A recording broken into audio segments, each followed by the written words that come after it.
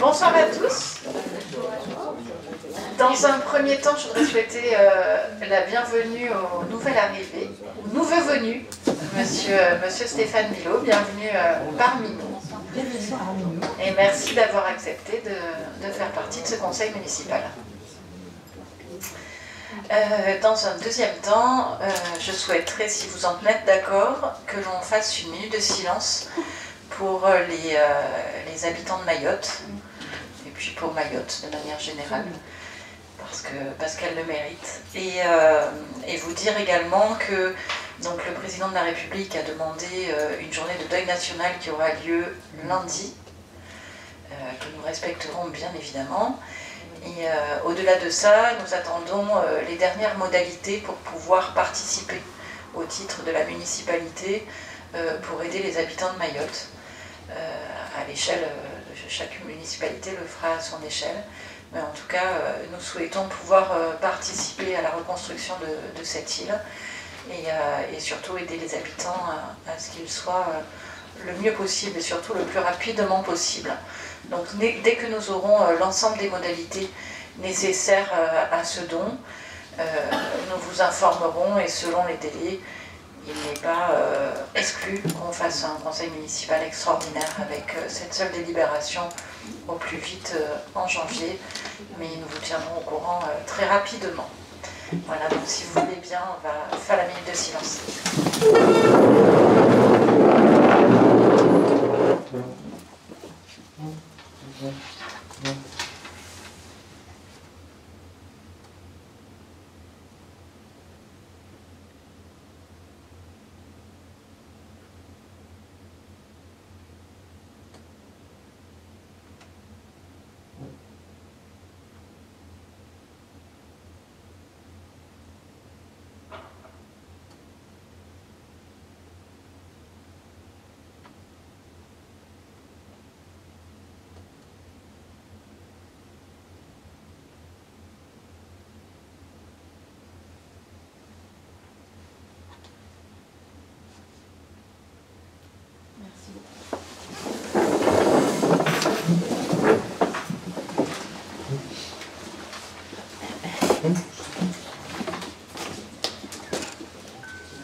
Il est difficile d'enchaîner après ces moments-là, mais nous devons le faire.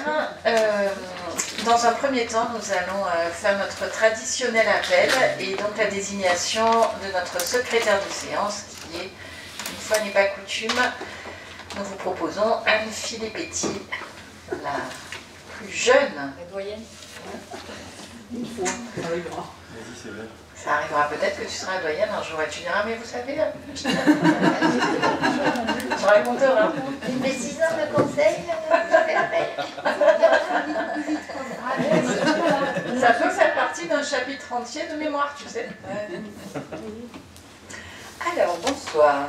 Béatrice Bonfion-Piavassa. Présent. Daniel Gohéran. Présent.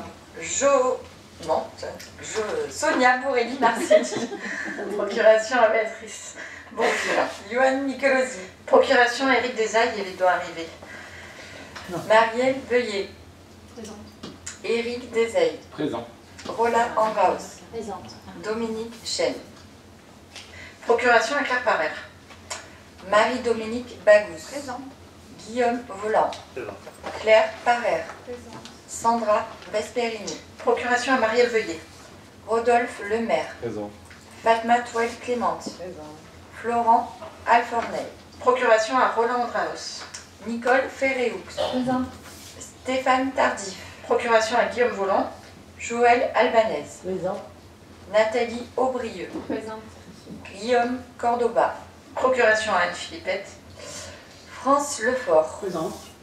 Christophe Casa. Présent. Solange Arruta. Procuration à Marie-Dominique Bagous. Louis Foin. Procuration à Daniel Ouiran. Anne Filippetti. Présente. Olivier Pinson-Ducel.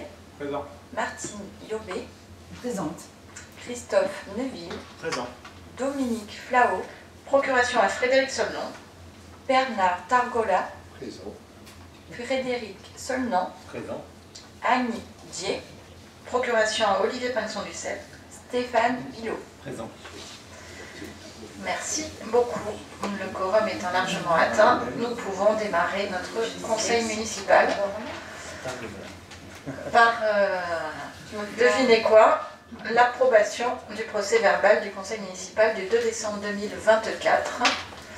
Est-ce qu'il y a des oppositions ou des abstentions? Il est donc adopté, merci beaucoup. On passe donc à l'information du conseil municipal, avec le compte-rendu des décisions prises en vertu de la délégation du conseil municipal du 16 juillet 2020. Donc avec la décision numéro 2024-140, signature d'un marché adapté avec Sharp Business System, basé à Roissy CDG, pour la fourniture et l'installation d'un parc de 22 photocopieurs en location-maintenance à compter du 1er janvier 2025, pour un coût annuel de location de 11 360,94 € hors taxe, plus le coût de la copie en noir 0,0030 centimes d'euros hors taxe l'unité sur les appareils de type 2 et 4 et 0,0032 centimes d'euros hors taxe l'unité sur les appareils de type 1, plus le coût de la copie couleur 0,0250 centimes d'euros hors taxe l'unité sur les appareils de type 2 et 4. La 2024-141, signature d'un marché adapté avec la société EMI, basée à Gémenos, pour l'entretien et la maintenance de l'éclairage public de la commune pour un montant annuel de 39 203 € hors taxe à compter du 1er janvier 2025. La numéro 2024-142, signature d'un contrat avec la société Eclatec, basée à Vintabrin pour l'entretien et la maintenance des signalisations lumineuses, feux tricolores et feux récompenses de la commune pour un montant annuel de 7 800 € hors taxe à compter du 1er janvier 2025. La 2024-143, signature de l'ordonnance numéro 1 en contrat de location à usage de garage au lieu dit du TUV avec Madame Gisèle Rey, ayant pour objet le changement de sa domiciliation. La 2024-144, signature d'un contrat avec la société Concept Spectacle Production à l'occasion du spectacle pyrotechnique du 5 janvier 2025 pour un montant de 9 000 € TTC, versement d'un acompte de 30% à la signature du contrat, solde à réception de la facture définitive. Numéro 2024-145, demande de subvention auprès de la région et du conseil départemental au titre du FDAL, pour l'exercice 2024 dans le cadre de l'achat d'un véhicule électrique pour les services techniques d'un montant de 26 673,59 € hors taxe, avec des subventions sollicitées auprès de la région pour 5 334,72 € et auprès du département de 16 004,15 €. La 2024-146, désignation de la société Caso Provence Méditerranée basée à Fréjus pour l'aménagement d'une aire de jeu quartier Saint-François pour un montant de 78 055 € hors taxe. Consultation numéro 2024-147, renouvellement de la convention avec la commune de Châteauneuf-le-Rouge pour la mise à disposition de 2 agents de service technique de FUVO et d'une nacelle pour des opérations ponctuelles d'installation et d'enlèvement d'illumination. La commune de Châteauneuf-le-Rouge prendra en charge le montant des salaires, primes, indemnités et charges sociales au prorata du temps de mise à disposition et le montant des frais afférents au déplacement et du véhicule à raison d'un forfait journalier de 380 €. La 2024-148, signature d'un contrat d'abonnement SMTP avec la société Abellium Collectivité basée à Pleurtuis pour le module communication de Domino Web 2 pour un montant annuel de 360 € hors taxe. La 2024-149, la signature de 2 conventions avec l'association alleretour.com, basée à Orange, gestionnaire du centre d'hébergement Le Moulin à Ancel, pour l'accueil de 16 jeunes et 2 accompagnateurs dans le cadre du week-end ski ado, du 17 janvier au 19 janvier 2025, pour un coût total de 3 530 €, l'accueil de 32 jeunes et 4 accompagnateurs dans le cadre du séjour ski ado, du 10 au 14 février 2025, pour un coût total de 12 895 €. La 2024-150, c'est la signature d'un contrat avec la société Logitude Solutions basée à Mulhouse pour la maintenance des progiciels Canis, gestion des animaux dangereux, et Municipal, gestion de la PM, pour un montant annuel de 773,62 € hors taxe à compter du 1er janvier 2025. La 2024-151, c'est le renouvellement du contrat de location à usage d'habitation principale 5 rue du Docteur Defay avec M. Gilbert Gramondi pour une durée de 6 ans, moyennant un loyer mensuel de 220 € plus la taxe des ordures ménagères une fois par an. La 2024-152, C'est la désignation du bureau d'études ST Ingénierie basé à Gémenos pour une mission d'assistance technique comprenant exclusivement les phases dossier de consultation dans le cadre de la reconstruction, confortement du mur de soutènement, impasse de la Roque-Martine, pour un montant de 6 000 € hors taxe. La 2024-153 est la signature d'un marché adapté avec la SARL Arboriste du Sud, basée à Lançon de Provence pour l'entretien du patrimoine arboré de la commune, pour un montant global de 16 890 € hors taxe. Je suis à votre disposition pour toute question. Oui, Martine. Voilà, j'ai deux petites questions. Dis-moi. Alors, la 152. Non, la 146, pardon. Ok. Je veux faire la manie là, de l'ordinateur. Donc, l'aménagement d'une aire de jeu au quartier Saint-François. Oui. Donc, on se demandait si c'était des jeux pour enfants, jeux de boules, parce qu'il était question d'un jeu de boules dans le cadre des projets participatifs. Oui, Bien sûr. Marie va vous répondre. voilà. Oui, oui, il marche. Alors, là, c'est le jeu pour enfants. C'est-à-dire qu'on avait constitué une commission de travail avec le CIQ, les parents d'élèves, les services techniques. Il y avait donc Sonia, qui est donc déléguée au sport. Je crois que... Et moi-même. Et en fait, c'est un jeu c'est un parc qui va pour des enfants d'à partir de 8 ans. Voilà, et ça sera un parc inclusif. Donc ils ont voulu notamment des jeux pour accueillir donc, des fauteuils roulants, etc. Donc il y aura ça. Et indépendamment de ce jeu, il y a en effet le projet participatif 2022 qui n'a pas pu être réalisé, mais tout a été commandé, tout a été engagé, etc., qui sera en même temps donc conçu. C'était pour rappel le jeu de boules.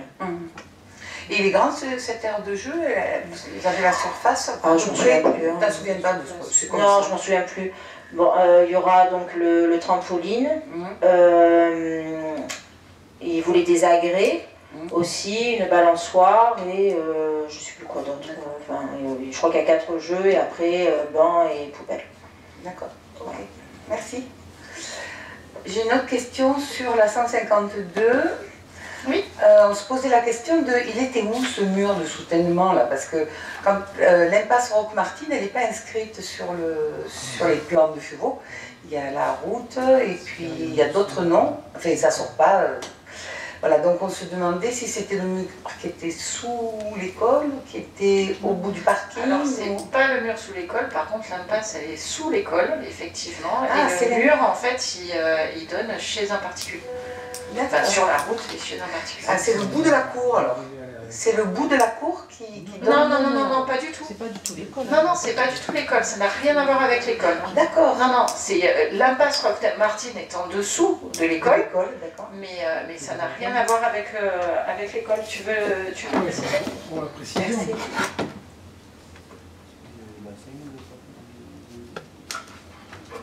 Il y a plein de maisons là maintenant. Oui, en fait, c'est la maison qui est en contrebas au bas de l'impasse de la Roque-Martine, c'est ce qui donne sur la route de Châteauneuf, en fait la route du Vallon. Hein.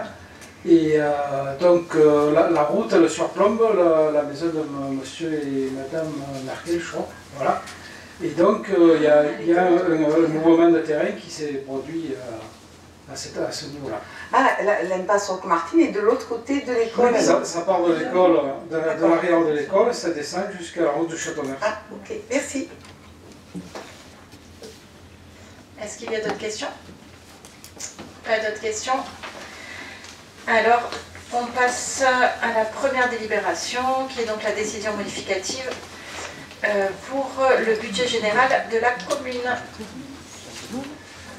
On t'écoute, Eric. Voilà, donc c'est la décision modificative numéro 4 en 2024. Pour régulariser certaines écritures comptables et ajuster les prévisions, il convient de modifier les prévisions de crédit du budget principal de la commune, tout en respectant son équilibre. Je ne vais pas vous lire tous les détails. Des commentaires en plus ont été fournis dans l'agenda, enfin dans la convocation, pardon, par le mail, voilà, dans la convocation. Pour résumer, la décision modificative s'équilibre avec des dépenses d'investissement de 164 123,60 € et des recettes d'investissement d'un montant de 709 457,23 €. Est-ce que vous avez des questions sur le détail?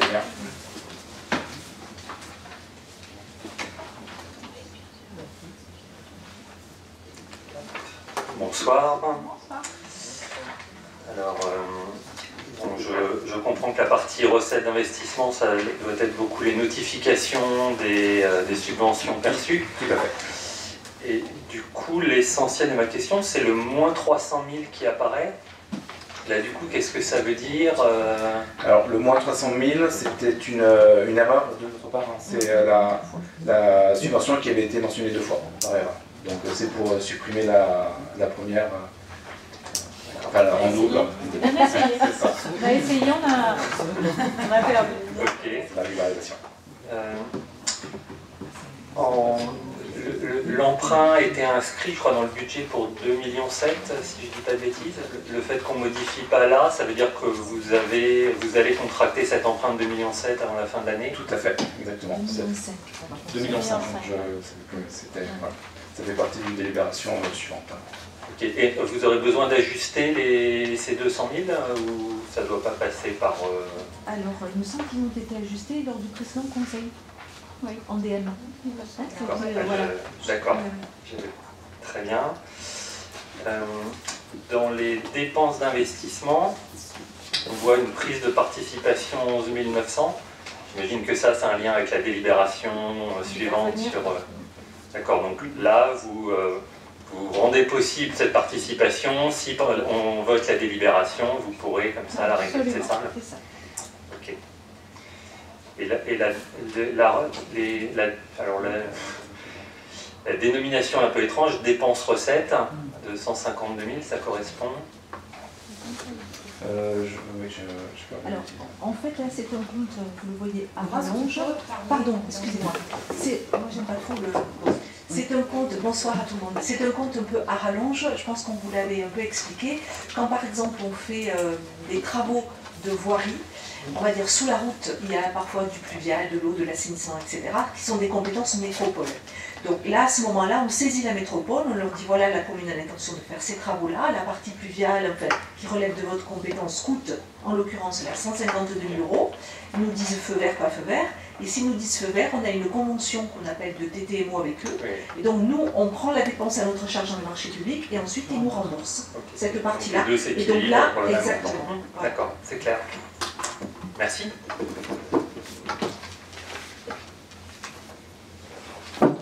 Est-ce qu'il y a d'autres questions? C'est pas le cas, donc on va passer au vote. Qui vote contre? Qui s'abstient? Merci. Alors, la deuxième délibération sont donc le vote des taux d'imposition des taxes pour l'année 2025. Eric, s'il te plaît. Très bien. Donc, il est proposé à l'Assemblée délibérante d'acter pour l'exercice 2025 le maintien du taux de 36,07% pour les propriétés non bâties, le maintien du taux de 37% pour les propriétés... non, pardon, c'était le 36,7, c'est pour les propriétés bâties, oui, c'est ça. C'est ça, exactement. Les 37%, c'est pour les propriétés non bâties, et la reconduction de la majoration de 60% du taux d'habitation de 19,5% pour les résidences secondaires. Conformément.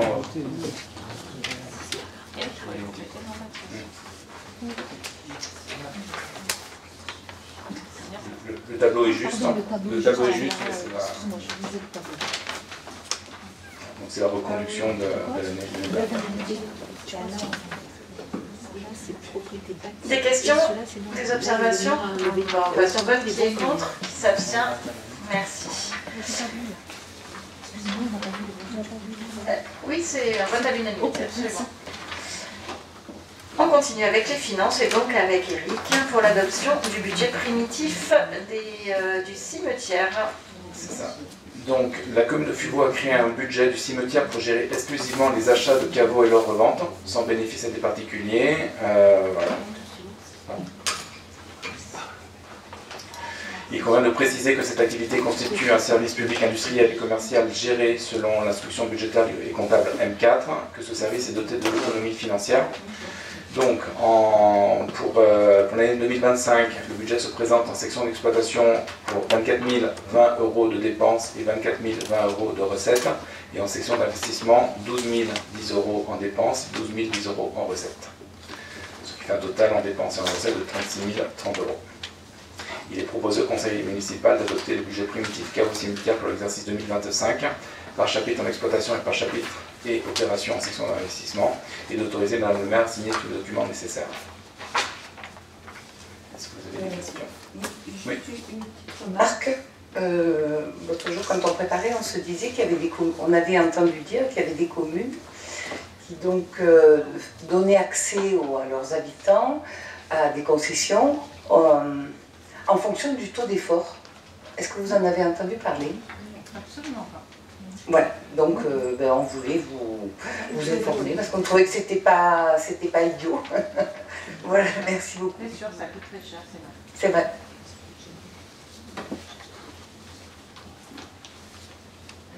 Est-ce que vous avez des questions? S'il n'y a pas de questions, on passe au vote. Qui est contre? Qui s'abstient? Merci beaucoup. On passe donc à l'adoption du budget primitif de la commune cette fois. Et donc c'est toujours Eric, notre adjoint en finance, qui nous en parle.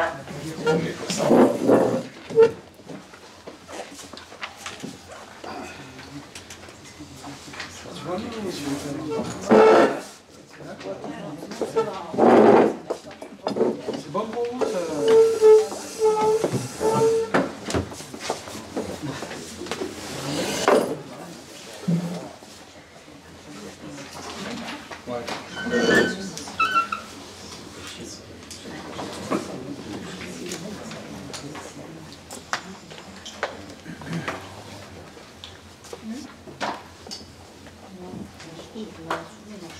Donc, je disais, le budget primitif principal pour 2025 s'élève à 18 352 502 euros, avec en section d'investissement 12 869 256 euros, et en section de fonctionnement 12 869 256, et en section d'investissement 5 483 246.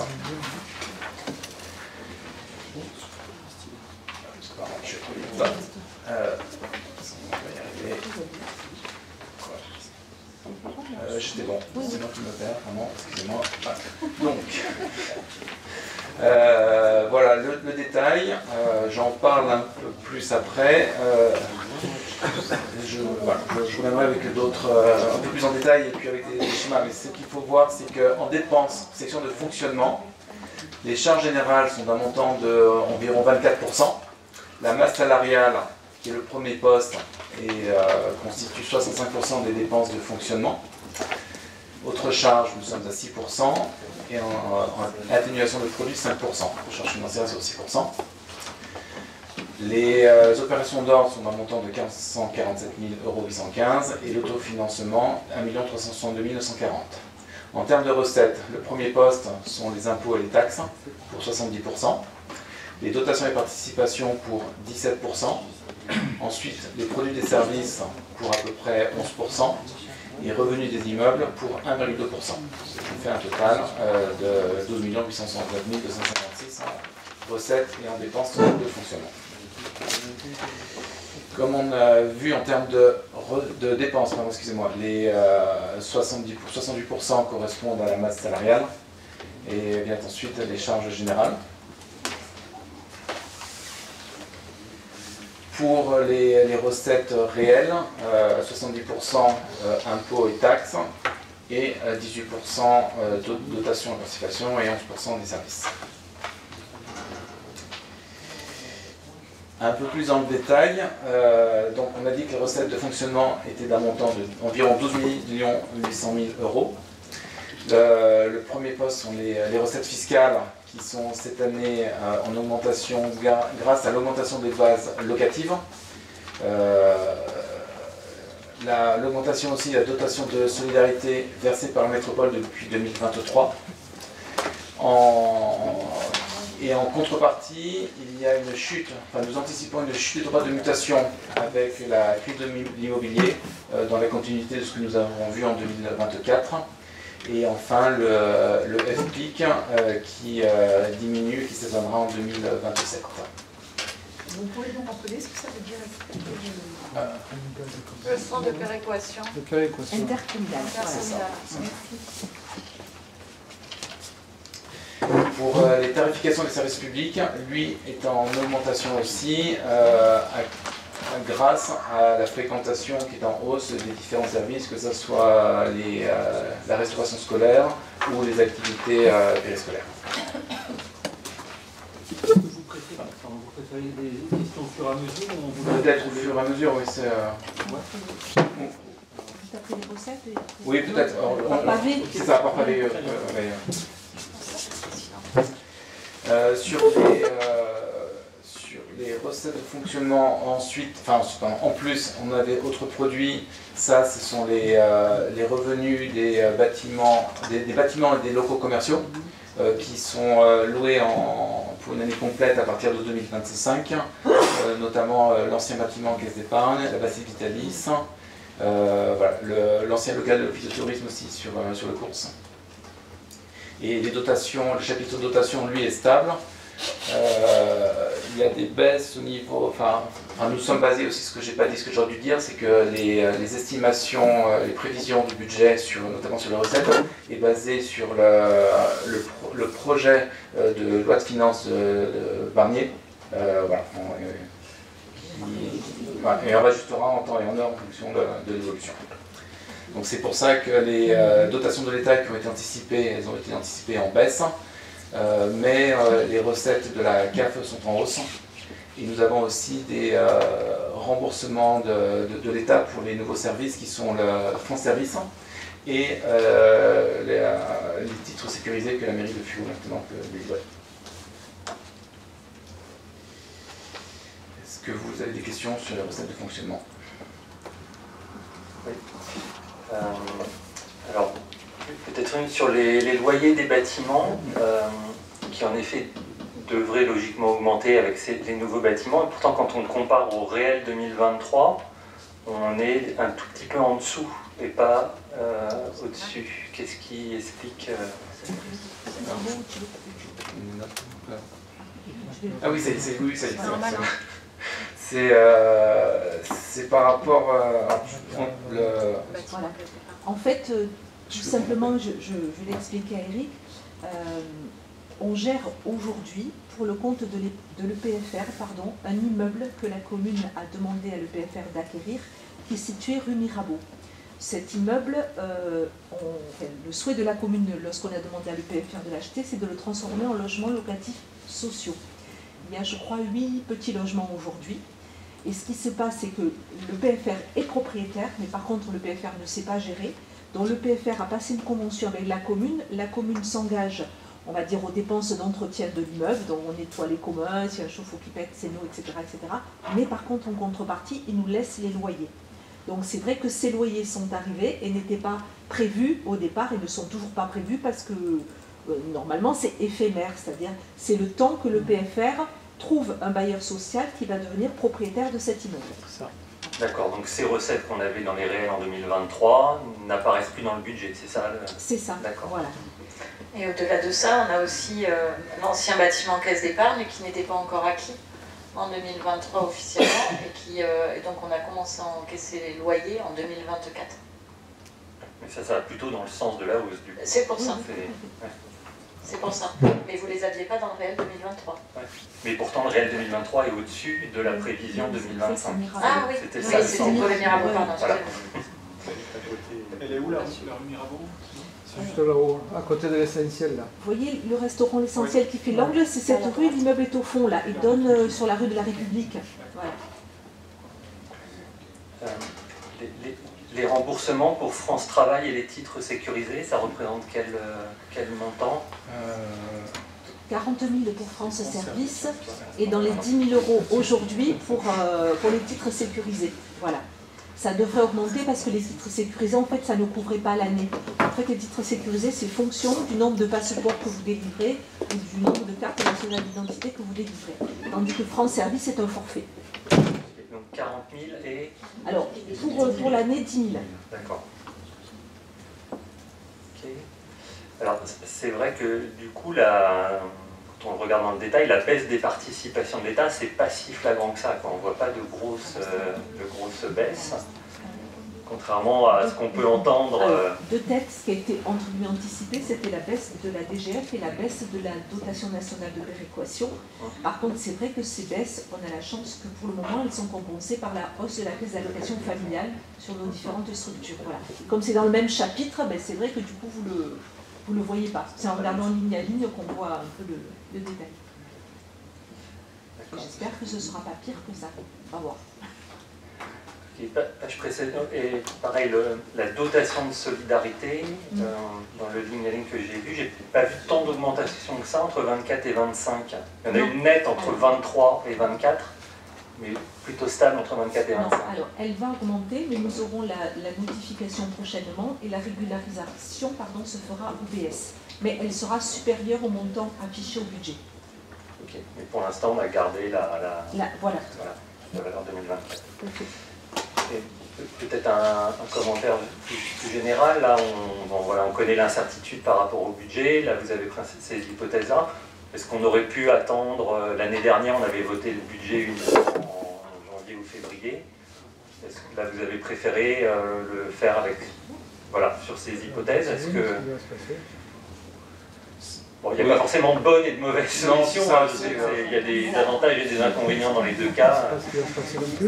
C'est ça. Et les services, je pense que voilà, les services sont attachés, on fait comme ça en gros depuis 20 ans, donc ils sont attachés à avoir leur crédit pour l'année en début d'année.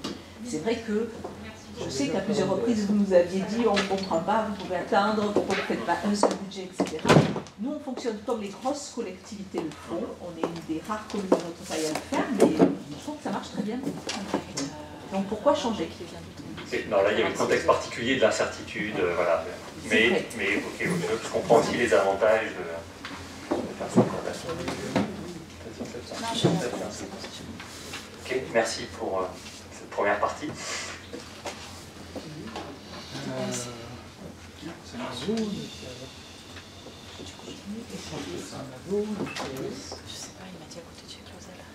Pour les dépenses de fonctionnement maintenant. Donc, charge de personnel.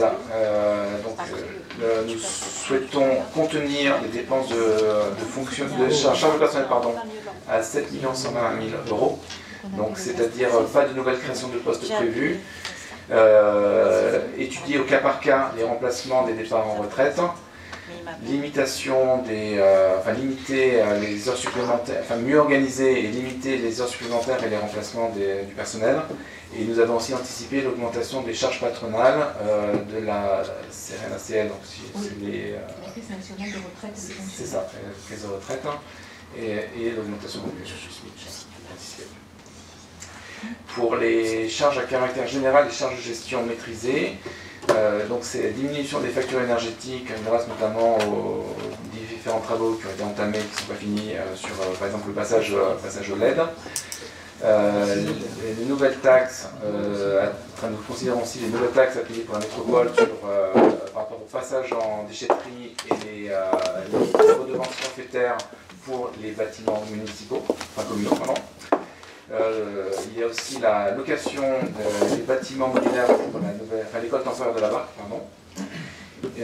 diminution des dépenses d'entretien au profit des dépenses d'investissement et une stagnation dans le sens où les services contribuent à contenir leurs dépenses de fonctionnement. L'atténuation de produits est en augmentation à cause de l'augmentation de la loi SRU, qui est vue à la hausse. En plus, l'an passé, nous avons elle avait été réduite par rapport aux dépenses qui avaient été faites sur les logements sociaux, qui permettaient d'enlever ça de la pénalité de la loi SRU. Et aussi, il y a la taxe de séjour qui bascule du chapitre 11 au chapitre 14, donc qui impacte l'atténuation de produits.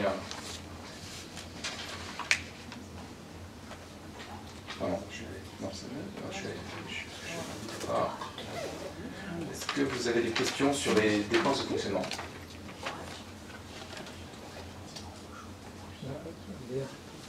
Je vous en prie.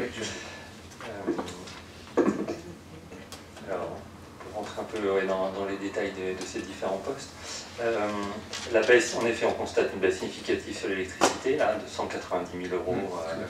Donc c'est significatif. En contrepartie, avec les modulaires de la nouvelle école, ça risque, on va avoir une augmentation. Elle est incluse dans ce... D'accord, donc la baisse est encore plus significative si on n'avait pas cette évolution de périmètre. C'est-à-dire que la baisse est significative parce qu'effectivement l'année dernière on avait quand même provisionné une augmentation assez conséquente et on se rend compte que dans le réalisé on n'est pas aussi haut que ce qu'on avait provisionné. Donc ça a baissé un peu. Voilà, ça a baissé et plus, je crois que vous étiez là, l'économe de flux là l'autre jour a fait, et dans ses prévisions pour 2025 il nous dit aussi que l'électricité va diminuer, le gaz non mais l'électricité oui. Oui. C'est vrai que les modulaires... Sur la partie prestation de service, on voit une baisse de 75 000 €, donc qui est assez sensible. Et pourtant, voilà, dedans, il y a les coûts de cantine qui eux, doivent augmenter, etc. Donc, est-ce que vous savez ce qui fait la baisse?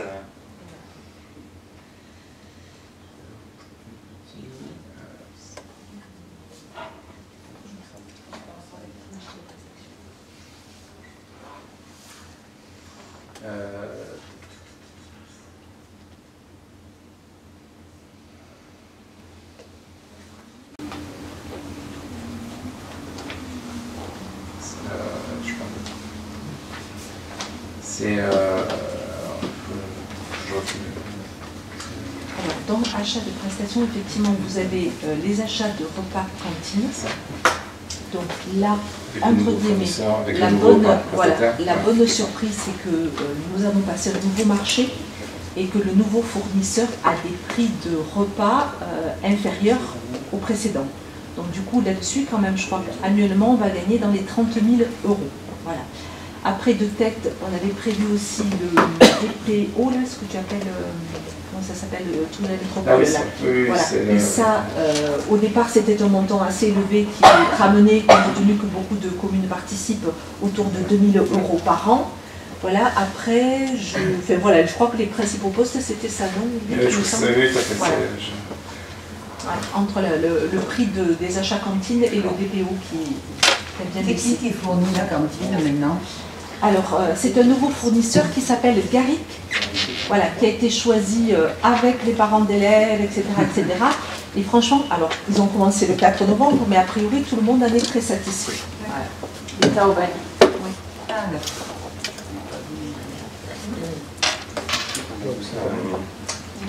on voit sur la fourniture et petit équipement un écart très important avec le réel 2023. Que vous m'aviez expliqué que c'était un petit peu une marge de... C'est ça. Un buffer qu'on se donnait. C'est ça. En fait, c'est des provisions, si vous voulez, que par exemple les services techniques mettent sur les bâtiments communaux, etc. Ils piochent dedans chaque fois qu'il y a de l'entretien sur les bâtiments à faire.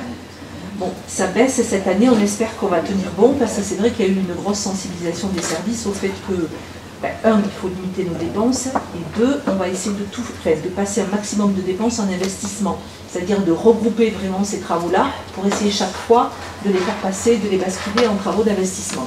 Voilà. C'est peut-être le lien avec ce que vous commentez, la baisse des dépenses d'entretien au profit de dépenses d'investissement. C'est ça. Donc ça, pour l'instant, c'est dans quel poste essentiel que vous faites 606,28, 606,32.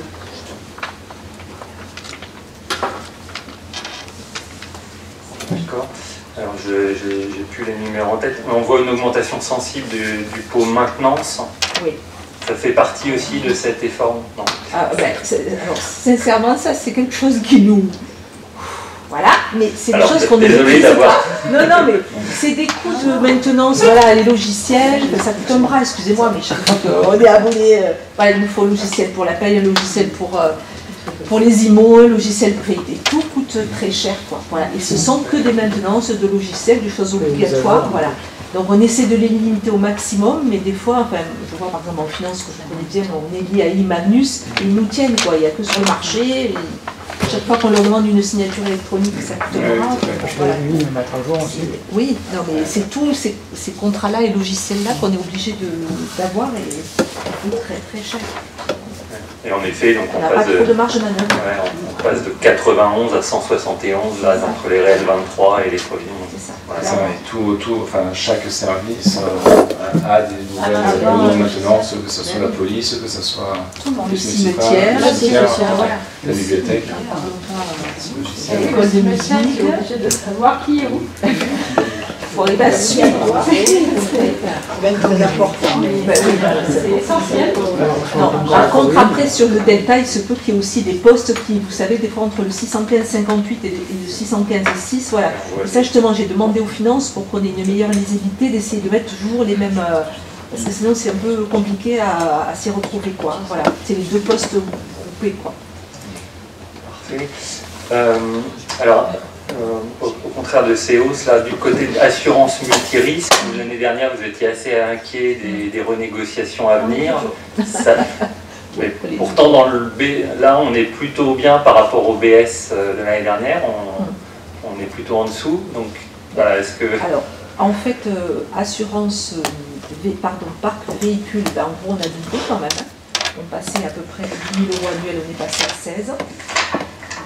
Par contre, sur les bâtiments, alors qu'on avait de mauvaises nouvelles, a priori, le préfet, puisqu'on n'est pas la seule commune concernée et qu'on a des difficultés à se faire assurer, on va dire, a essayé de contacter plusieurs compagnies d'assurance et nous demande de passer de gré à gré, c'est-à-dire on se lie sur moins d'années, si vous voulez, voilà.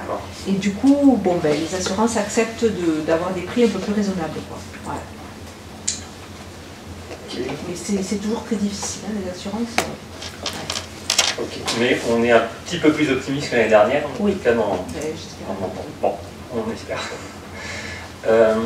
Alors, c'est peut-être aussi une question technique, mais par exemple un sujet comme les publications, là, 6237, dans le document détaillé, la référence de base de l'année N-1 est à 0. Et... Voilà, c'est ça, c'est que c'est pas dans les mêmes comptes qu'il y a 2 ans. C'est pour ça que, effectivement, même, on vous le dit très sincèrement, avec Eric, quand on a tout fouillé, nous aussi, des fois, on avait du mal à s'y retrouver. C'est tout simplement lié à de l'humain derrière. C'est-à-dire qu'aux finances, c'est pas les mêmes personnes qui font, on n'a pas les mêmes trésoriers payeurs en face. Et des fois, vous le verrez avec la taxe de séjour, ça fait 10 ans qu'elle était dans le chapitre 011, boum, elle bascule dans le 014. Bon, voilà. Il faut arriver à suivre. Alors, je comprends tout à fait, mais le fait qu'elle n'apparaisse plus dans le document, elle n'apparaît pas sur une autre ligne, elle n'apparaît plus du tout. C'est le 6237 pour les publications. C'est ça. Ça aussi on a essayé, mais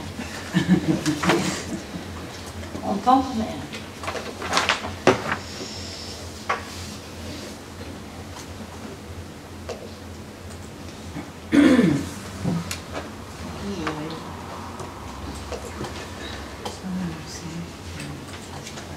Alors, moi, 62,37 sur la maquette, j'ai 43 000 €.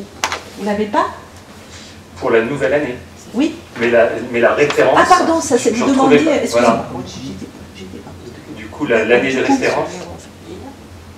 Et, et je vois pas trop sur quel poste elle aurait été... Là, vous me posez une colle, il faut que je fous. Non, sérieux, c'est vrai que c'est bizarre.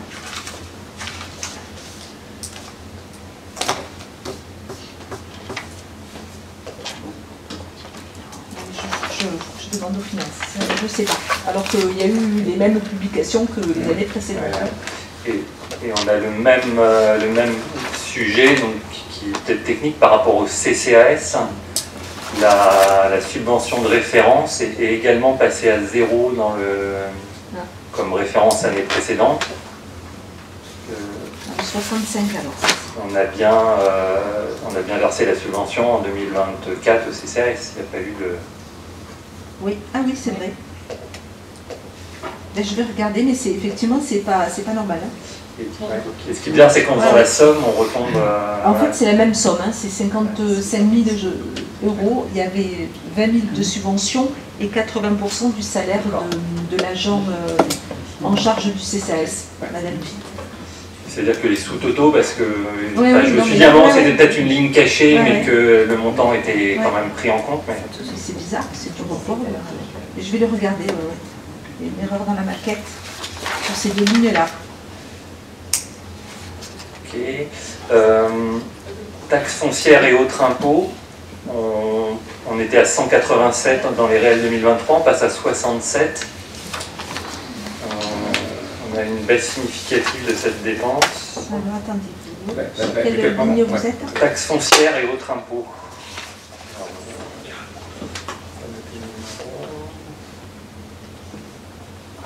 Ah, mais ça, c'est le zéro. C'est la taxe de séjour. C'est la taxe de séjour qui est de 100 000 qui bascule du 0,11 au 0,14. C'est ça. Ouais. Voilà, On retrouve voilà, là. c'est ça. C'est exactement. C'est toute la gymnastique qu'on a fait. Oui, c'est ça. D'accord. Le séjour. Pour le paiement lié à la loi SRU, Oui. donc on augmente de 306 à 410, C'est ça. 356 en réel. C'est cette amende qui augmente ou Tout à c'est fait. parce qu'on la compense moins que les autres années par des projets Alors, c'est les deux en fait. C'est les deux. Elle augmente d'une part et puis on ne la compense pas cette année par rapport à d'autres projets rentrés. C'est ça. On a pu la compenser l'an passé, c'était. Alors, en général, -2. voilà, on déduit les subventions d'équilibre aux opérations. C'est ça. Donc là, on avait fait passer Ospion de tête en 2024. Et là, il y aura un toit qui passera, mais l'année prochaine. Puisque, C'est deux voilà. ans. Oui, c'est N-2. Toi, c'est ce qui est derrière l'église? Oui, voilà. 2026. Voilà, il y a une subvention d'équilibre. Voilà, on leur a mandaté, je dis ça parce que j'ai pensé, on l'a mandaté il y a peu de temps. Donc effectivement, dans 2 ans, ça va venir en déduction de la pénalité de la loi SRU. Pour 2025, il n'y a pas de projet. Non, il n'y a pas de pénalité déductible, si vous voulez. Il y a des projets qui sortent de terre. Ah pardon, des projets. 200 000 de Sion. C'est passé. Ben, il y a la barque, justement, Skion qui avait été où on avait fait une subvention d'équilibre, qui devrait être mis à disposition des locataires d'ici entre septembre et décembre 2025. On aura mis 5 ans pour ça. c'est combien de logements de dizaines? 9. Ouais. Il y en a 9. Il y aura donc Mirabeau, on a racheté, qu'on a fait racheter à l'EPFR et qui sera mis à disposition d'un bailleur social. Alors, voir si les locataires actuels seront éligibles ou pas. Là, il y en a 8. Ensuite, il y a un toit, il y en a 7. Voilà. C'est du PLAI. Et ça, c'est du PLAI, oui.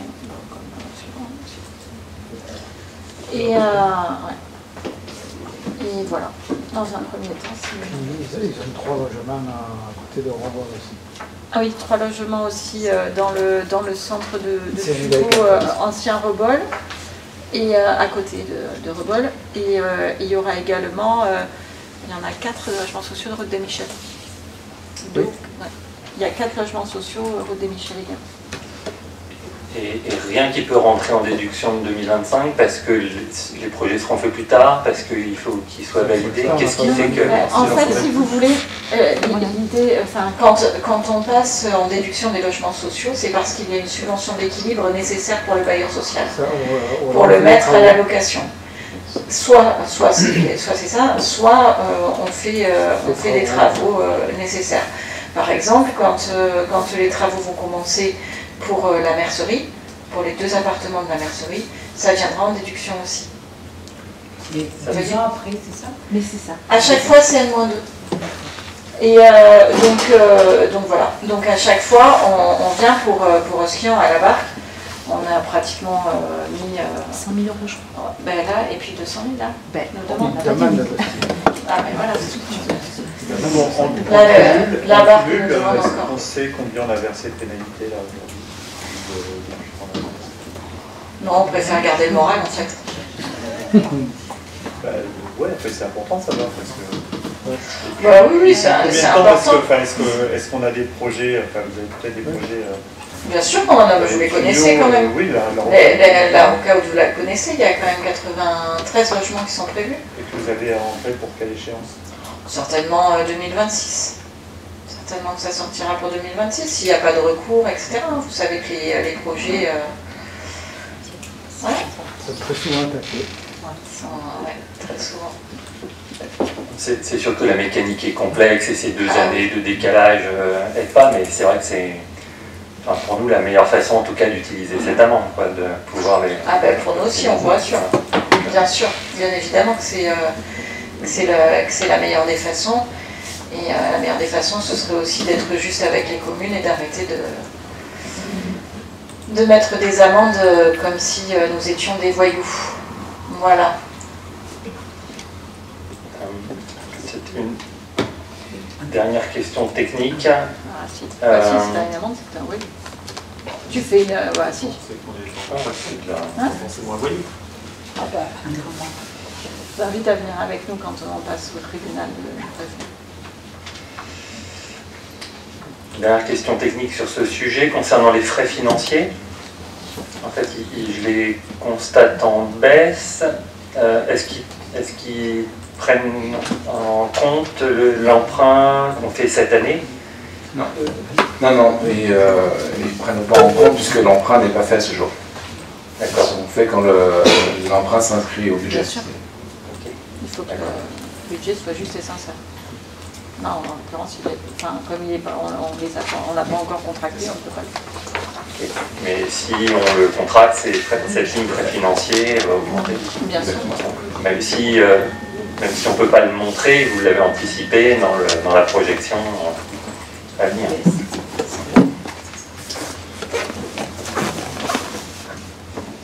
On poursuit la présentation ou vous avez dit de... Ok, c'est bon pour cette partie, merci. La diapo suivante montre l'évolution des... c'est ça, je sais pas pourquoi ça. Voilà, c'est ça. L'évolution des taxes sur le foncier bâti, qui n'ont pas changé à Fuveau depuis 2000. Et l'augmentation que l'on voit, c'est l'augmentation qui a été imposée par le département. Et on voit que Fuveau fait... Et une des communes qui a les taxes sur le foncier bâti les plus basses.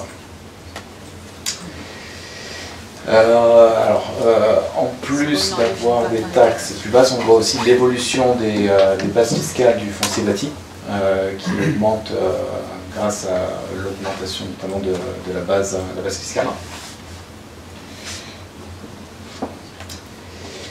Par rapport au budget et aux dépenses de fonctionnement, on voit aussi la capacité d'autofinancement de la commune de Fuveau qui est toujours élevée, qui nous permet donc d'investir dans des projets. Et on peut comparer aussi notre capacité d'autofinancement par rapport à la moyenne des communes de même strate.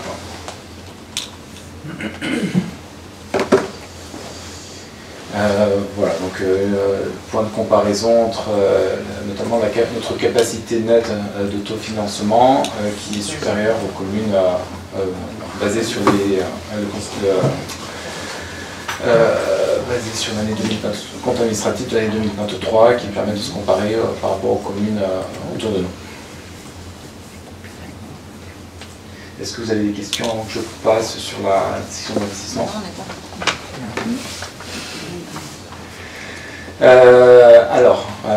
Voilà, donc c'est...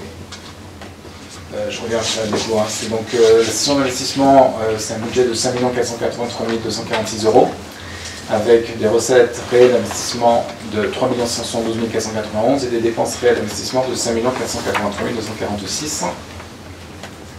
Détaillé ici, donc la capacité d'autofinancement d'un montant de 1 372 940 comme on a vu tout à l'heure, des opérations d'ordre de 447 815, une provision pour la FCTVA de 612 491, 60 000 € de taxes d'aménagement, 1 million de subventions notifiées et un emprunt pour 2025 de 2 millions. Côté des dépenses d'investissement, 586 000 de remboursement remboursement en capital de la dette, donc ils ne prennent pas encore en compte le niveau de l'emprunt de 2024, et 4 897 000 euros, 153 euros de travaux pour l'année 2025. Vous avez des questions? Ou je vous propose que je continue un petit peu et on peut des questions après. Donc, les recettes d'investissement estimées à 5,5 millions, donc j'ai parlé de l'autofinancement, les ressources en fonds propres de l'ordre de 700 000 euros, les subventions notifiées d'1 million, j'en ai parlé, et l'emprunt de 2 millions.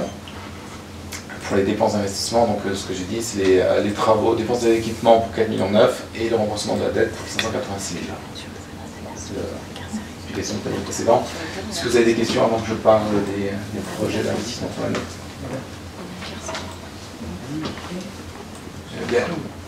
Béatrice. Pardonnez-moi. J'ai compris qu'on prenait les subventions uniquement notifiées en compte, et là on arrive à 1 000 000. Ça veut dire comment ça fonctionne? C'est bizarre d'avoir un chiffre aussi rond. C'est un engagement du département par rapport à un contrat que nous espérons, on va dire, faire valider en commission permanente du département en début d'année. Voilà. On n'a pas pu le passer en commission permanente de là, mais il devrait le passer en début d'année. Voilà. On parle des contrats triannuels, oui, c'est ça, que vous nous présenterez on espère au conseil de janvier, dès que je préférerais avoir leur feu vert avant de vous présenter. Ok. Et donc ça veut dire que pour l'instant le million il est lié à certains projets, oui. Il est fléché quand même vers certains. Oui. Okay. C'est clair. Merci. L'école de la marque. Oui.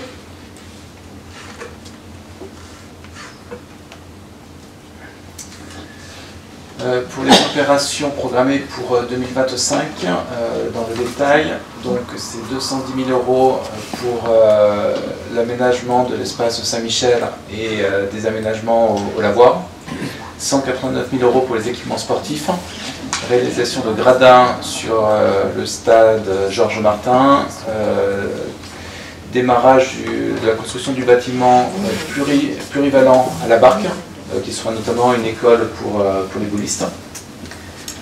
369 200 euros d'acquisition foncière, notamment pour ce qu'on appelle les propriétés dites Barbaro en cœur de ville.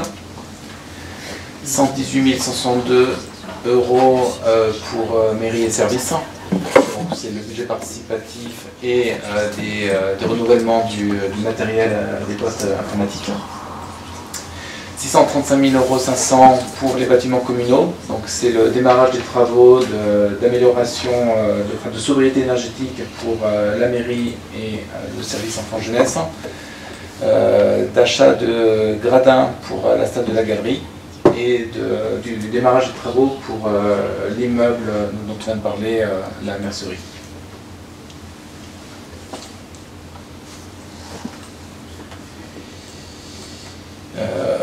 Pour les autres opérations, 80 000 euros au niveau de la vidéoprotection et des subventions qui couvrent les chemins privés et les façades, les règlements de façade. 1 143 000 euros pour aménagement urbain et espace public, donc ce sont des voiries urbaines et des reprises de chemins. 14 150 euros de renouvellement de petit mobilier pour la petite enfance. 1 849 686, c'est notamment les provisions pour l'école de la Barque, la nouvelle école de la Barque. C'est l'étude de la cour Oasis pour l'élémentaire Rouvière, le projet d'école dehors qui a déjà été présenté lors du ROB, et enfin la nouvelle tranche pour le programme territoire numérique éducatif. Pour l'environnement, cadre de vie, agriculture, 233 455 euros, donc c'est la poursuite du plan vélo. La continuation du projet Un arbre, une naissance, et des travaux au niveau de la requalification paysagère des ronds-points et de l'amélioration des points de collecte des ordures ménagères. Et enfin 55 000 euros pour les cimetières, C'est la dernière tranche de la reprise des cheminements piétons dans les C4. Est-ce que vous avez des questions sur ces projets?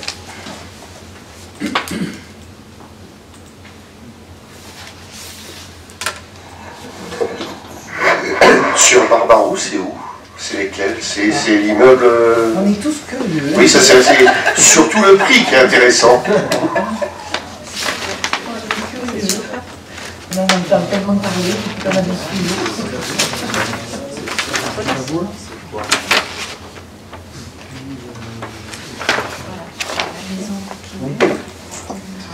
Alors on a deux maisons, on a la maison Henri Kléber et la maison de la rue de Jules. Qui appartient à monsieur plus qu'à monsieur Barbaroux. Et la rue Mirabeau aussi, oui, c'est vrai. C'est des remises, hein. Oui, c'est pas. En droit, ce ne sont pas des immeubles. Parce que ceux qui sont à France, je vais les dire. Parce que la maison à la rue Kléber, c'est une. Oui, je bouge, je vois. Ouais. Ça évitera les reins. On va pouvoir la remettre en. Parce que c'était une horreur. Et sur la rue Rondet, qu'est-ce que vous avez fait récemment? Parce que j'ai vu qu'il y avait eu une réunion sur la rue Saint-Michel.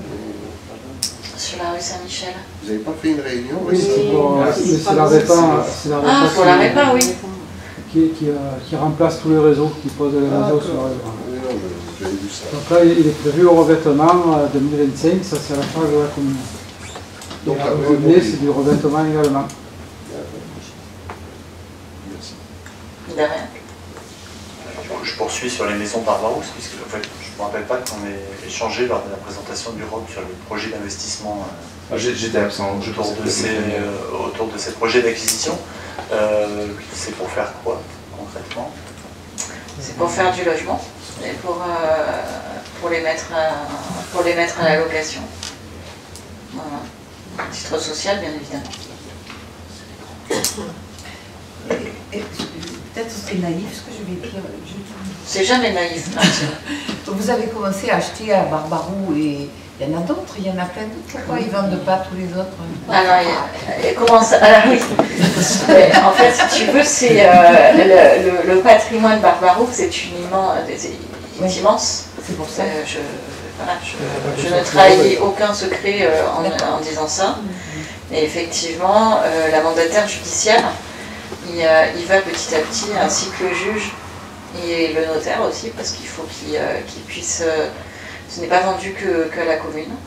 Il y a évidemment des biens qui sont vendus à d'autres personnes. Et donc ils vont petit à petit, on le fait par tranche. Parce que même la commune ne pourrait pas tout acheter d'un coup non plus. D'accord. Donc c'est parti. Nécessité pour entretenir l'existant.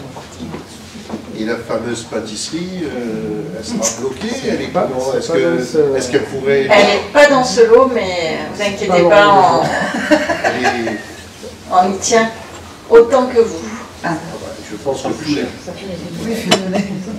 Tous les fulvelins y tiennent et donc... Surtout pour la visiter un jour. Ah. Elle doit être dans un projet. Non? Non? Oh, elle est comme elle était il y a 50 ans, mais avec les rangs en plus. D'accord. Et les pigeons.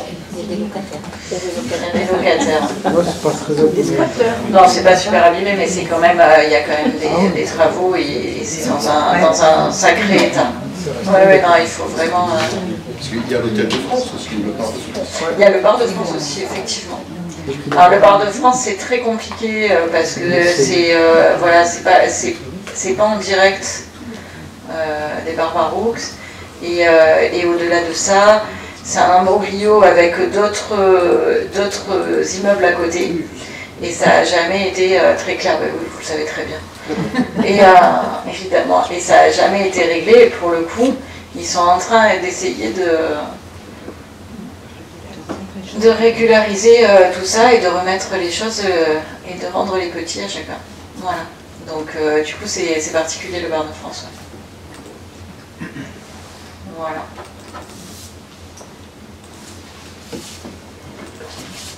J'anticipe peut-être sur la dernière délibération, mais en regardant à la fois le document de préparation, le budget, j'ai également regardé le tableau avec les APCP. Et pour le coup, sur le montant financier, on ne s'y retrouve pas complètement. C'est-à-dire qu'on voit sur les crédits de paiement en 2025 sur un certain nombre de projets des montants qui sont très différents, beaucoup plus élevés en général, que les montants qui figurent ici dans le cas du projet. C'est le cas par exemple sur l'école de la Barque, puisque sur la ligne école, enfin la ligne 29 du budget, on a un montant d'1 849 000 €. Et là, sur le projet École de la Barque, on a 3 500 000 € en crédit de paiement pour 2025. On a un autre exemple sur le pôle sportif. Pôle sportif, on a 450 000 dans les AP et dans le BP, on a 189 000. Il me semblait avoir pointé un autre écart. Je ne le retrouve pas. Enfin, comment est-ce qu'on explique ces différences? Ben, en fait, l'AP, elle est valable pour le crédit de paiement, il est valable pour l'année. Donc il y aura un BS, il y a une anticipation lorsqu'on discute du budget sur les projets qui sont suffisamment mûrs et on les lance au premier semestre. Il faut vraiment que les crédits de paiement soient au premier semestre. D'autres, c'est le cas de l'école de la Barque, qui devrait, on va dire, démarrer en termes de travaux au mois de mai, où là les crédits de paiement seront complétés au BS. Hein, voilà. On ne connaît pas le montant du projet, enfin, il y a eu des études. Et bien sûr que si, on connaît le projet. Donc c'est plutôt 3 500 000 ou c'est plutôt 1 800 000? Mais de quoi vous me parlez là? Ah mais non, mais ça c'est les crédits de paiement que tu passes en 2025. Oui, ça n'a rien à voir. C'est pas le montant total de... le montant... L'AP, c'est le montant. L'AP et après tu as les CP, c'est les crédits de paiement par an. On les passe après, on les met comme... Enfin, c'est le but des APCP en fait. Oui, mais les CP, on va les retrouver à un moment donné dans le BP, dans les BS. Bien sûr, dans le BS. Si on prévoit 3 millions de crédits de paiement sur un projet, a priori, on devrait retrouver la même somme, en moyennant quelques ajustements en fonction des coûts qui peuvent évoluer. Mais absolument. Une étude finalisée quand on met... Mais vous l'avez là, en AP, en fait, tu as 8,5 millions. Voilà, pour l'école, c'est ça l'AP. Plus que ça, quoi. Voilà. L'école en entier, voilà. Et après, 8,5 millions. Ça va être phasé voilà, en termes de réalisation et de budget. D'accord. Ça veut dire que le montant sera réajusté sur le prochain BS. Absolument.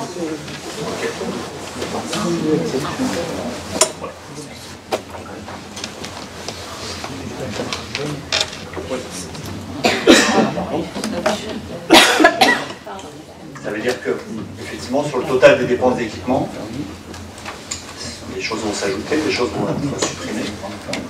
Donc on n'a pas une vision extrêmement précise, finalement.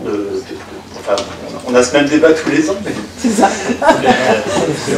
Bon, voilà, ce qui est AP, hors AP, etc. Exactement. Tout évolue, tous les jours. Est-ce que vous avez d'autres questions? Oui, pardon. Oui. Le pôle culturel. Oui. Mais là, pour le coup, c'est peut-être une question qui concerne plutôt le débat suivant sur les AP et les CP, mais bon, peu importe, allons-y. Il y a une dépense qui est prévue sur... attendez, je reprends mon tableau, 2025. On a 200 000 €. Oui. Qui correspondent à quoi? Un ensemble d'études. Nouvelle étude. Oui, puisqu'on change de lieu. Oui. On va faire une étude sur quel lieu? Ben, on vous l'avait dit la dernière fois. On vous avait parlé de l'ancienne caserne des pompiers, enfin de la caserne actuelle des pompiers. C'est cette étude qui sera engagée. Absolument. Et vous avez confirmation qu'effectivement aujourd'hui, vous avez confirmation du département aujourd'hui, des déplacements de la caserne des pompiers, c'est confirmé? Alors, parce qu'il y avait des études sur les carrières, enfin, sur le lieu probable d'accueil de la future caserne. Oui. C'est en cours, on attend. Est-ce que les choses ont évolué depuis? Ah oui, elles ont beaucoup évolué depuis. Elles ont beaucoup évolué puisqu'en fait, effectivement, et comme je vous l'avais dit, la certitude, c'est que la caserne va se déplacer. Pour l'instant, le lieu n'est pas identifié de manière certaine, étant donné que pour l'instant, et le terrain qui a été proposé sur la Rocade n'a pas été agréé par le département. Donc on leur propose d'autres terrains qu'ils agréeront ou pas. Et dès qu'on a l'agrément, bien évidemment que nous vous tiendrons au courant.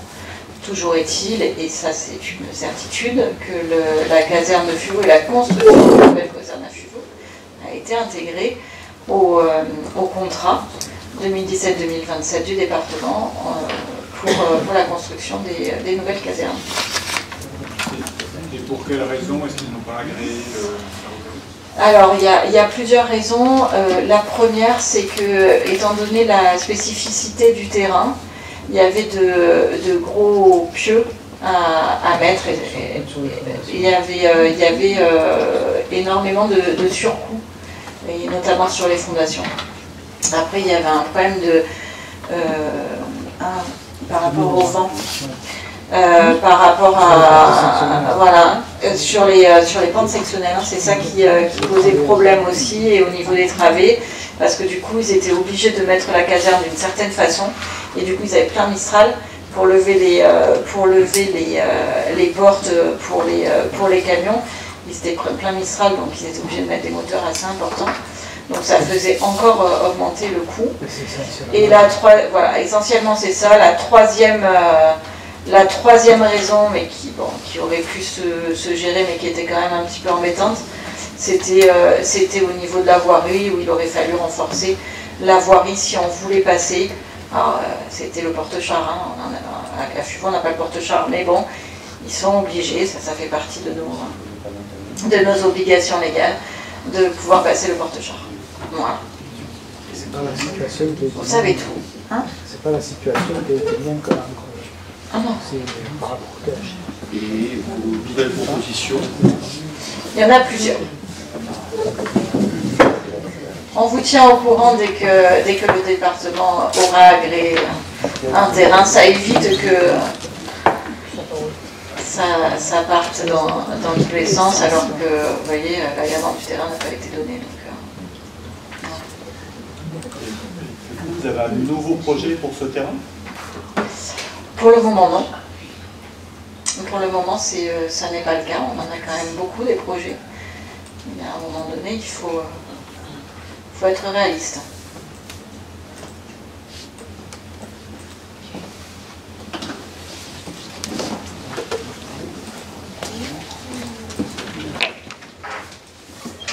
Est-ce que vous avez d'autres questions? Si vous n'avez pas d'autres questions, on passe au vote. Oui. Ouais, tu avais fini? J'avais presque fini. Hein. Allez, vas-y, je t'en prie, excuse-moi. Non, pas de souci. Donc c'est simplement un petit rappel sur les habiletés en cours de la dette en comparaison aux autres communes. Donc encore, ne pas en compte le... Il faut que tu mettes ton... Ah pardon, excusez-moi. Ouais, donc je disais une diapo qui montre l'encours de la dette par habitant et les indemnités par habitant qui ne prennent pas encore l'emprunt de 2024. L'évolution des dépenses d'équipement de la commune en euros par habitant qui, en comparaison aux communes de même strate, voilà, qui montre qu'on est dans la norme. Une diapo qui montre l'évolution des subventions d'investissement reçues par habitant et en comparaison aux communes de même strate où on voit qu'on est toujours supérieur et les subventions de la même montant.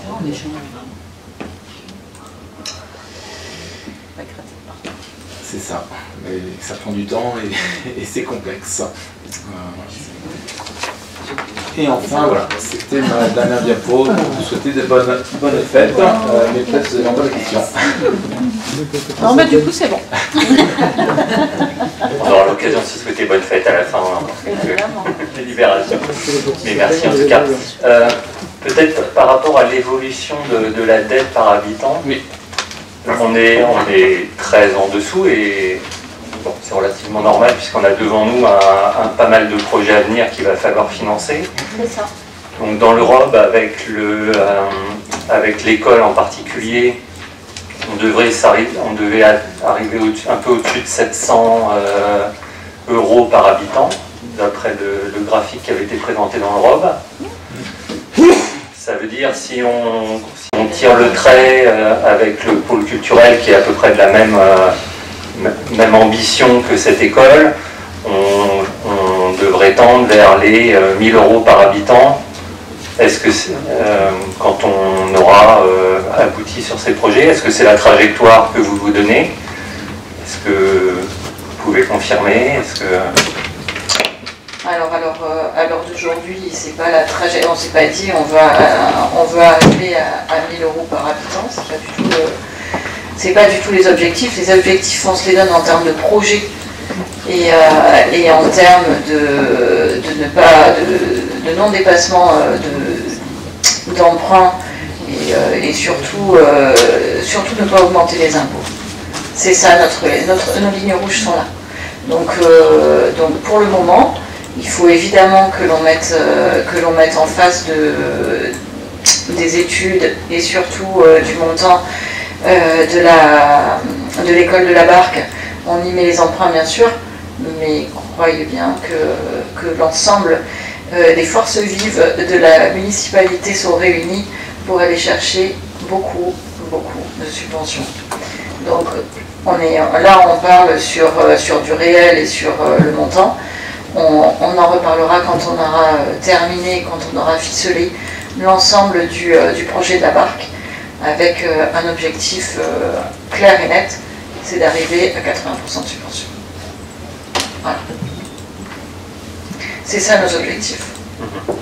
Mais vous anticipez la projection vers les projets suivants aussi dans votre Bien réflexion avec toujours le même montant d'ailleurs de projection de subvention, même si celui pour l'école est beaucoup plus ambitieux, bien évidemment, puisque on compte quand même que l'État nous aide à financer les écoles de la République, et puisque ça nous semble quand même la moindre des choses.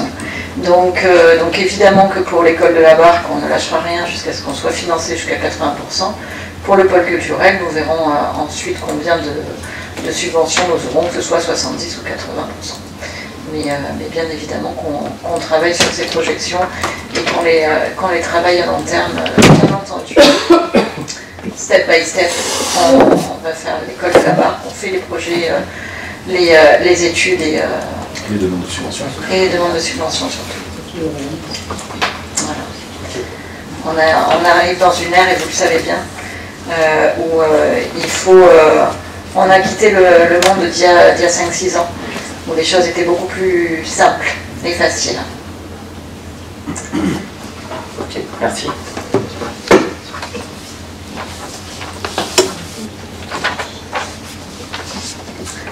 Vous n'avez plus de questions? Alors on passe au vote. Qui est contre? Qui s'abstient? Annie. Merci beaucoup.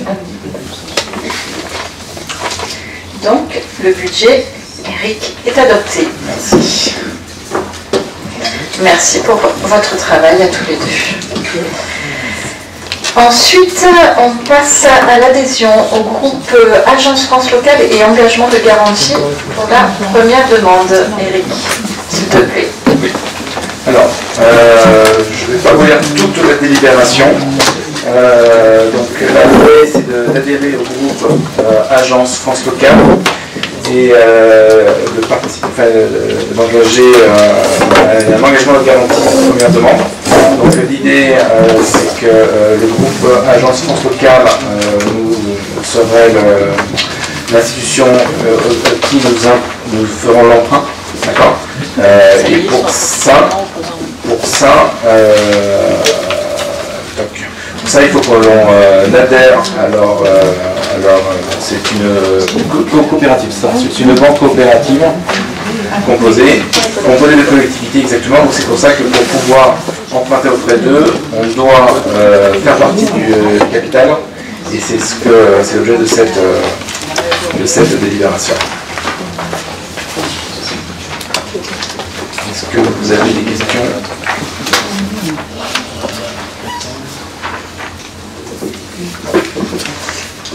Alors, C'est sûr que sur le papier, une banque coopérative liée aux collectivités, c'est assez séduisant et on peut qu'avoir un a priori favorable sur l'idée.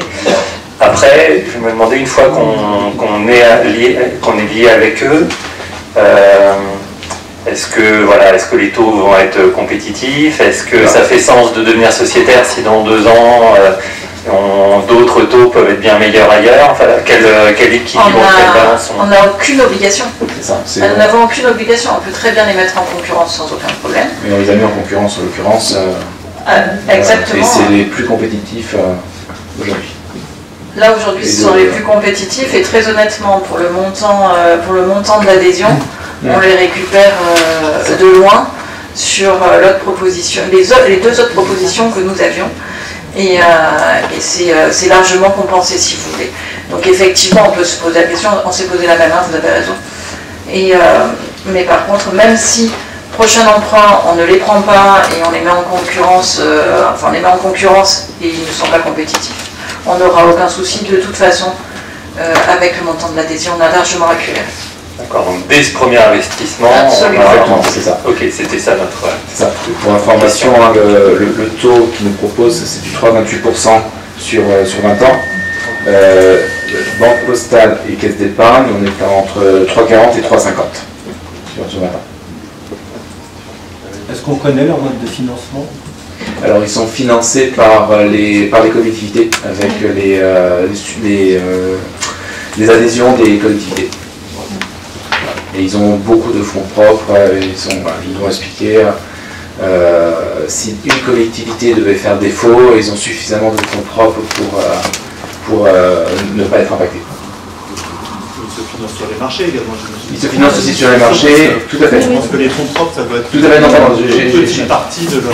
J'ai pris un raccourci. Mais ils ont quand même des fonds propres significatifs. C'est vrai que on s'est interrogé parce qu'il y a eu quelques années l'expérience d'Exia. Oui, bien sûr.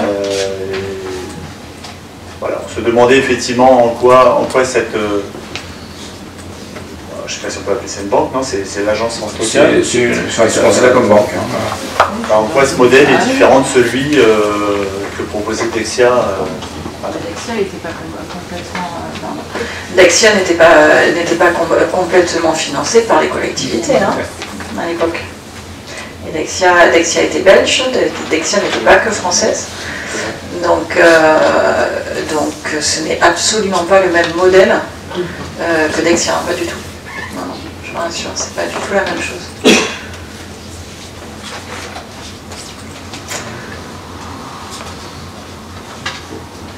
Est-ce que vous avez d'autres questions? Qui est contre? Qui s'abstient? Merci.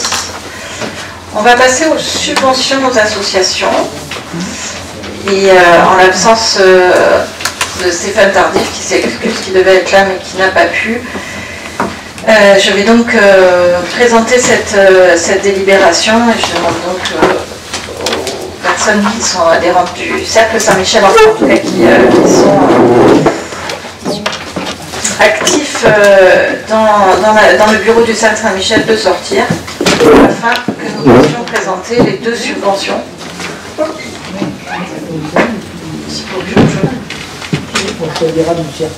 Non, l'adhérence, c'est bon, il faut être actif au bureau. Donc, pour ces 2 associations, je vous demande s'il vous plaît votre vote pour donc, le Cercle Saint-Michel, qui pour mémoire en 2023 avait obtenu une subvention de 5 000 € et demande de la même chose pour 2024. Et nous souhaitons leur attribuer. On va faire comme d'habitude, puisque vous voulez les voter les unes après les autres à chaque fois. Non, pas cette fois.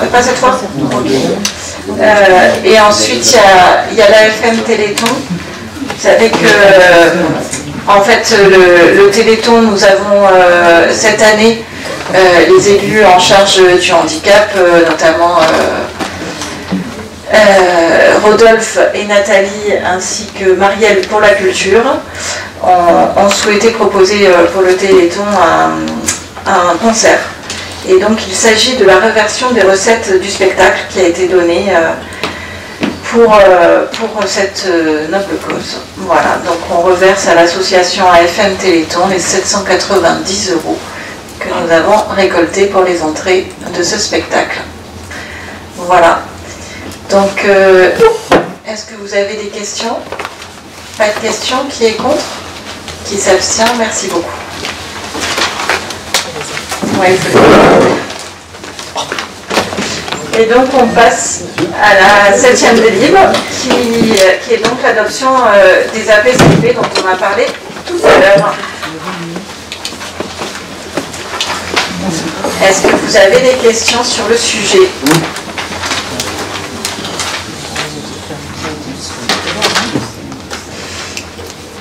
Oui.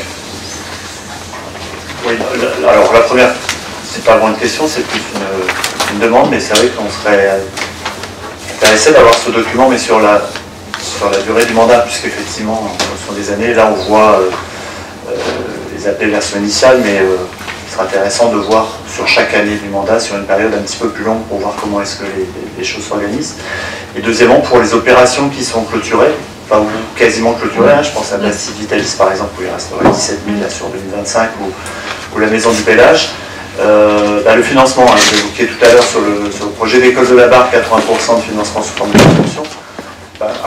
Une fois que l'opération est terminée, il serait intéressant de savoir effectivement quelle a été la part des financements sous forme de subvention et l'origine des subventions, et puis la part qui a été réellement financée par la collectivité. Bien sûr, on vous la présentera sans problème.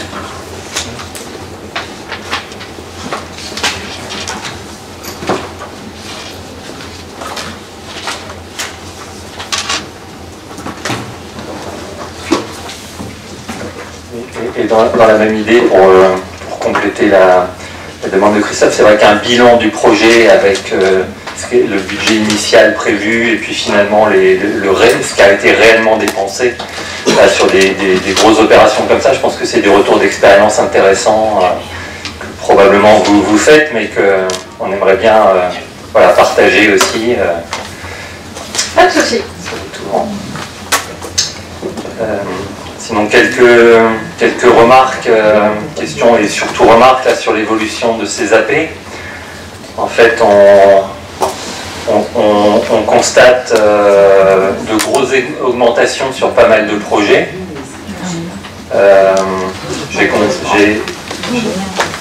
J'ai compté que sur un périmètre initial qui était valorisé autour de 17 millions, maintenant le coût estimé est de 24 millions.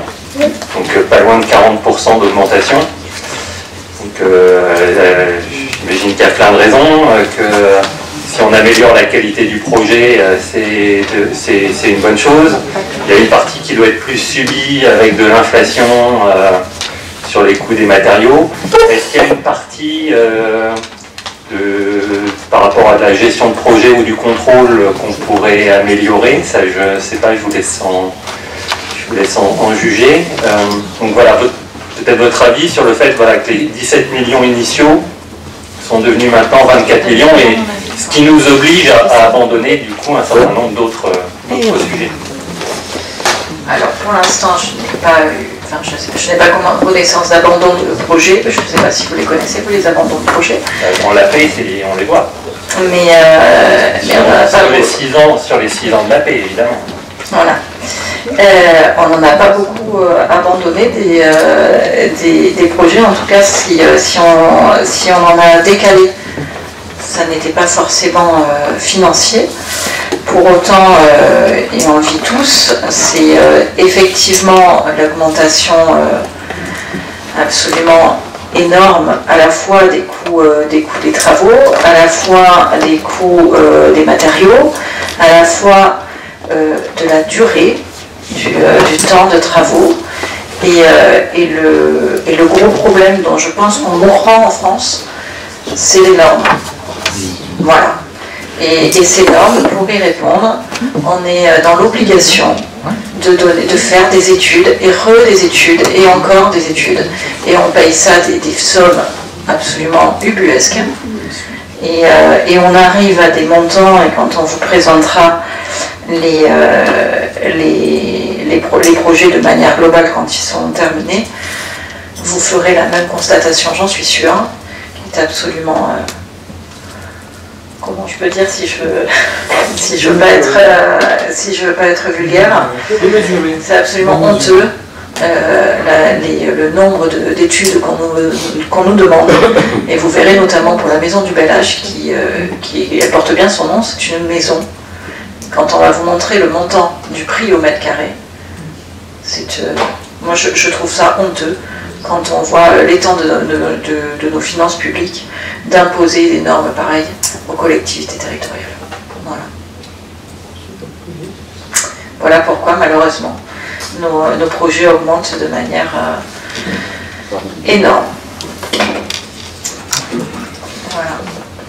En termes d'avancement global, on voit qu'on est à 13,6 millions réalisés sur les 30, donc ça fait à peu près 45%. Est-ce que c'est le rythme que vous vous étiez donné? Vous avez dit là que peut-être il y a plus de difficultés avec ces normes, que du coup c'est peut-être un peu plus long que prévu sur certains sujets.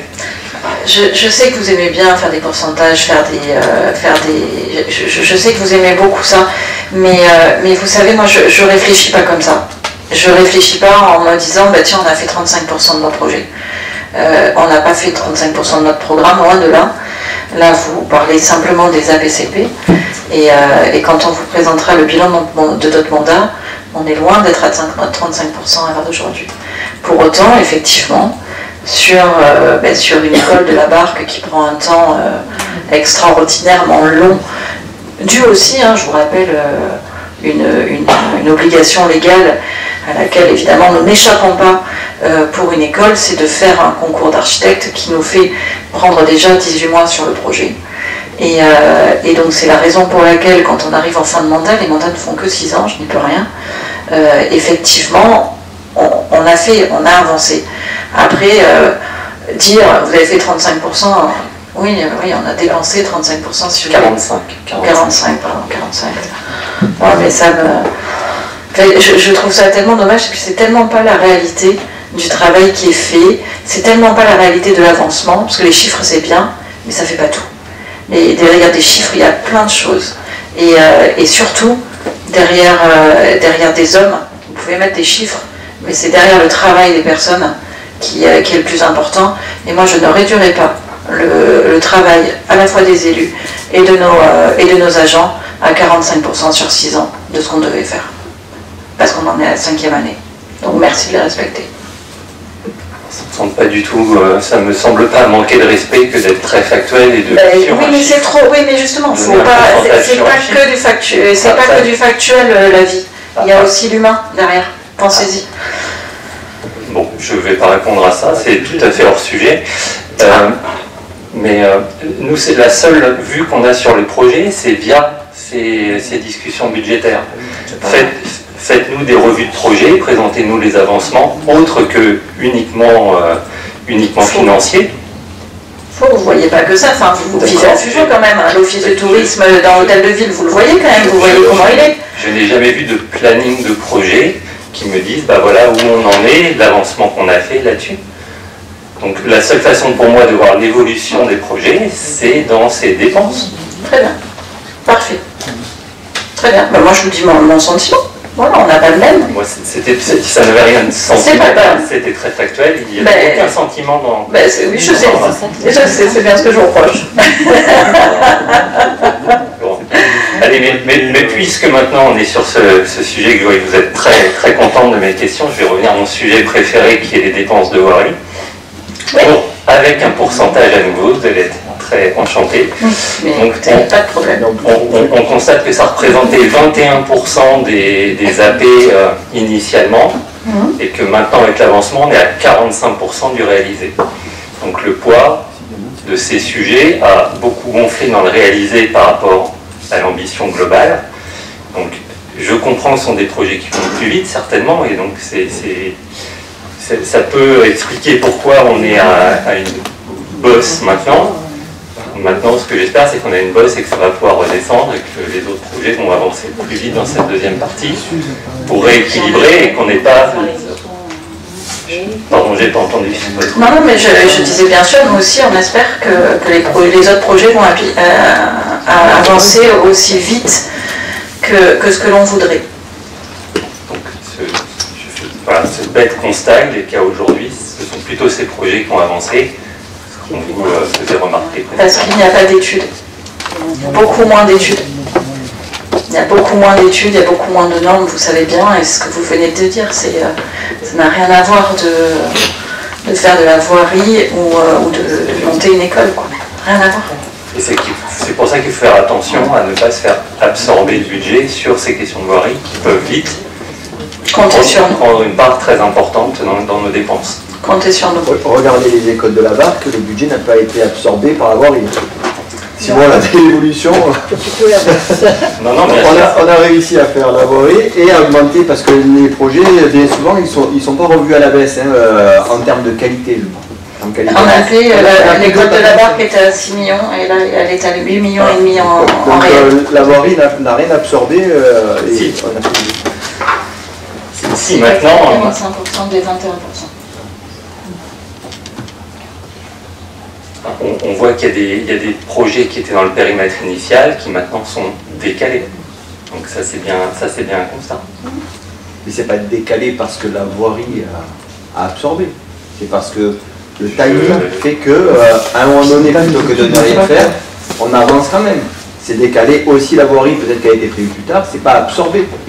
Je ne sais pas si elle était prévue plus tard ou comme on a un volant aussi comme on a une capacité annuelle, voilà, vous le dites vous-même, on peut en faire. Bien sûr qu'il y en a, bien sûr, et on en fait tous les ans.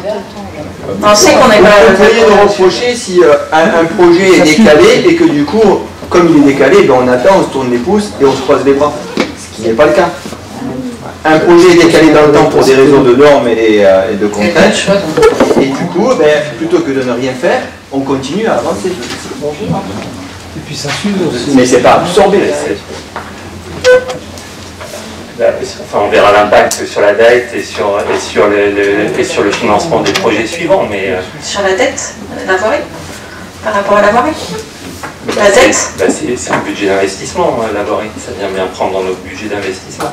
Oui, mais là, vous savez bien que la dette qui augmente aujourd'hui, c'est dû à la construction de notre école. On est bien d'accord, c'est quand même très fléché, on est bien d'accord.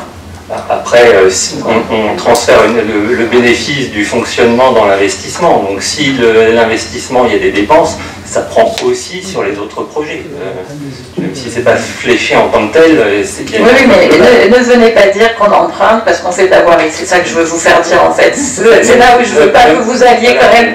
Parce que les choses, vous savez, les raccourcis sont très très faciles, monsieur Solnon, mais après il y a des choses qu'il faut remettre bien à leur place. Voilà.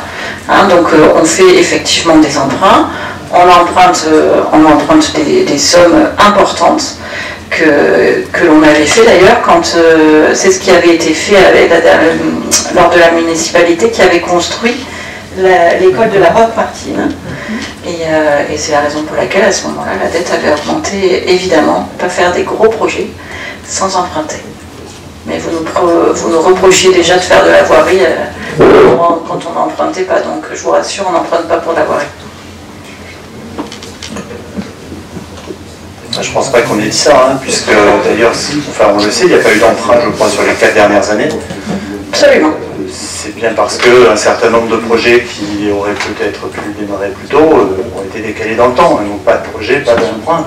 C'est assez logique. Pas d'emprunt. On avait des projets, non. Il y a des choses qu'il ne faut pas dire. Enfin voilà, il y a des choses et à un moment donné, je ne peux pas vous les laisser dire. C'est pas qu'il n'y avait pas de projet. Vous connaissez très bien le contexte de notre mandat.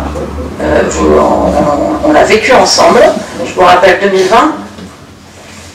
On rappelle 2021, voilà, les projets n'ont pu commencer et les études n'ont pu commencer qu'à partir de ce moment-là. Donc ne dites pas pendant 4 ans ils n'ont pas eu de projet, maintenant ils les ont. Parce que ça c'est difficilement entendable, vous savez, quand vous travaillez. Ouais, je citerai l'exemple du pôle culturel où effectivement on nous a formé de nouvelles études sur 2025, on fera un point dans un an, mais je suis prêt à faire le pari que sur la... Oui, mais on change de lieu et ça fait plusieurs années que ce projet est dans les tuyaux, effectivement, et peut-être au moment on ne voit aucune formalisation concrète. Effectivement, le fait de se dire on change de lieu, ça nous autorise effectivement à reporter, à refaire de nouvelles études peut-être. Je crois qu'il y avait eu des études faites par un ancien collaborateur de la mairie il y a quelques temps avec des éléments techniques. Pas des études techniques, tout à fait, mais autour du projet, mais après, voilà, rien de... Mais vraiment, ça va transformer dans le pôle culturel, donc c'est vraiment une réflexion à l'intérieur du pôle culturel. C'est pas du tout le côté technique et le lieu, c'est vraiment une étude de besoin. Donc l'étude de besoin, elle est toujours valable.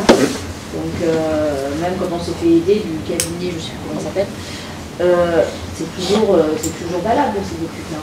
Et on va s'en servir. Très bien. Plus d'autres questions?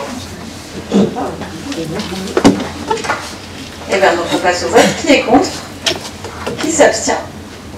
Merci beaucoup. Je souhaite d'excellentes fêtes de fin d'année. Entourez les votes.